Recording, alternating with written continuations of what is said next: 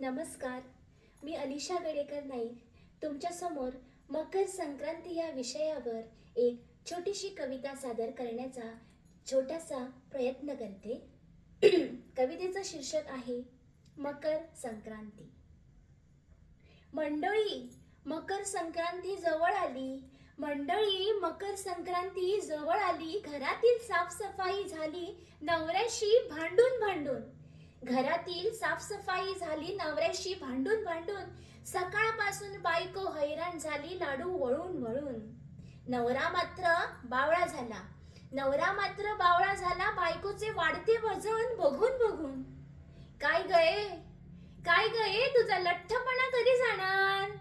Double Excel वरून single Excel ला कधी येणार?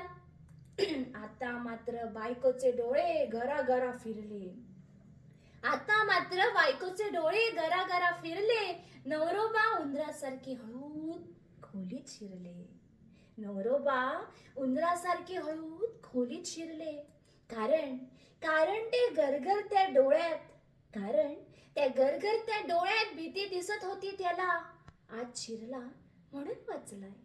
आज शिरला म्हणून वाचलाय.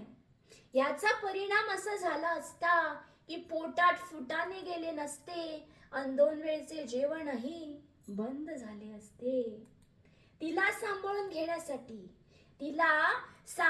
घेण्यासाठी नवरा लाडाने बायकोला म्हणाला, काय गे राणी साहेब, टिळगुळवाणी बोल ना ग आमच्याशी गोड जरा. माझ्या बायकोची मस्करी करत होतो मी जरा जरा. या संक्रांतीला मिळालं नवीन वळण.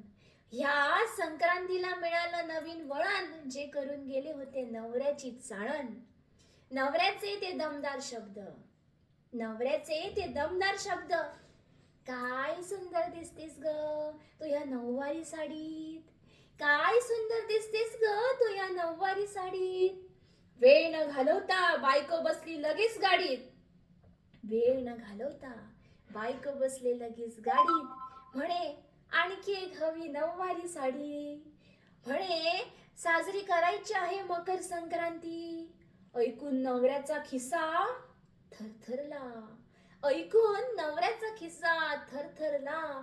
मकर संक्रांतीचा हा सण अगदी महागात पडला. अगदी